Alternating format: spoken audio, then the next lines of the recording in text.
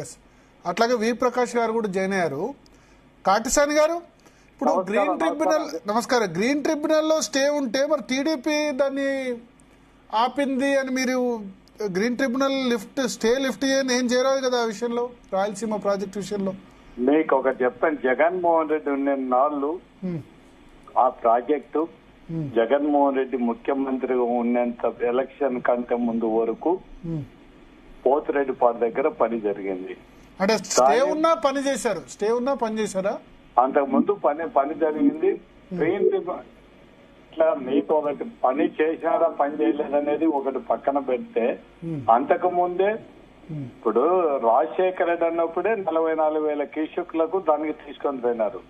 దీని ఏంది మొత్తం వాళ్ళు మాట్లాడేది ఏంది, ఫ్లడ్ లోనే ఒక నెల రోజుల్లో వచ్చే వాటర్ ను మనం రాయలసీమ ప్రాంతానికి యూటిలైజ్ చేయడానికి అనేది ఆల్రెడీ గ్రీన్ ట్రిబ్యునల్ లో మాకు త్రాగునీటి కోసమైనా కావాలనేది మొత్తం మన జగన్మోహన్ రెడ్డి ఉన్నప్పుడు.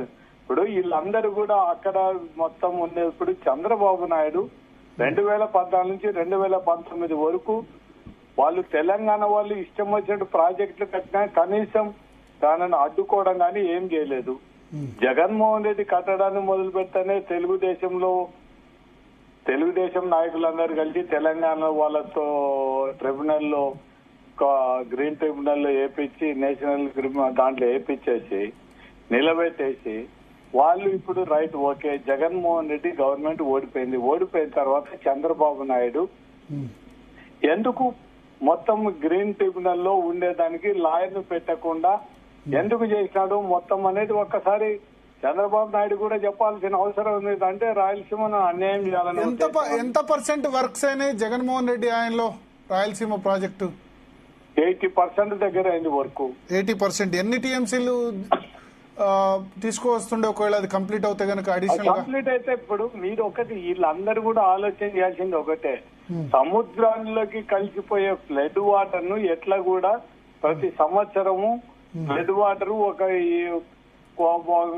నెల అంటే 2-3 నెలలు ఫ్లడ్ వాటర్ వచ్చినప్పుడు ఎక్సెస్ వాటర్ వస్తున్నప్పుడు ఆ వాటర్ ను ఆల్రెడీ ఇప్పుడు 44,000 క్యూసెక్లు తీసుకుని దీన్ని అదనంగా మళ్ళీ కొద్దిగా తీసుకొని ఉంటే మొత్తం రోజుకు 3 టీఎంసీలు మాత్రమే 100 రోజుల్లో మనం ఇదంతా కూడా తీసుకుంటే కూడా ఒక నెల రోజుల్లో 100 టీఎంసీలు పూర్తయితే అంతే. అవి అంటే సర్ప్లస్ రెయిన్ఫాల్ ఉన్నప్పుడు ఓకే, లేని సమయంలో సమస్య కదా. ఇప్పుడు ఈ సంవత్సరం బాగుంది కాదండి. వీళ్ళందరూ నాయకులందరూ కూడా ఒకటి మాట్లాడాలి.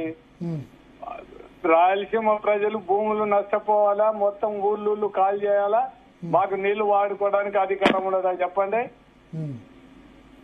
మొత్తం భూములు త్యాగం చేయాలా, ఊళ్ళు త్యాగం చేయాలా, మొత్తం అని చేయాలా, నీళ్లు వచ్చేలకు మేము వాడుకోవడానికి. అంటే ఏ విషయంలో మీరు అంటారు భూములు త్యాగం చేయడం? శ్రీశైలం రిజర్వాయర్ కట్టడానికి మొత్తం నంది కొట్కూరు ప్రజలు వీళ్ళందరూ కూడా మొత్తం త్యాగం చేయడంతోనే కదా ఈ రోజు మొత్తం శ్రీశైలం. అదే రైతులు త్యాగం చేయకపోతే ఎక్కడ కట్టా చెప్పండి శ్రీశైలం? ఊళ్ళు మునిగిపోయినాయి, మొత్తం అన్ని కూడా మునిగిపోయినాయి. రాయలసీమ ప్రాంతానికి అన్యాయం జరిగే పరిస్థితిలో ఉంటే రాజశేఖర రెడ్డి అన్న ఉన్నప్పుడు ఒకటి చేసినాడు, శ్రీశైలం రిజర్వాయర్ ను మార్చి వరకు 851 అడుగు వరకు కూడా కంపల్సరిగా లెవెల్ మెయింటైన్ చేయాలని. ఆ లెవెల్ మెయింటైన్ చేస్తేనే ఖచ్చితంగా పోతిరెడ్డిపాడు దగ్గర నుంచి నీళ్లు తీసుకోవడానికి అవుతుంది. 841 కిందికి పోతే నీళ్లు రానే రావు.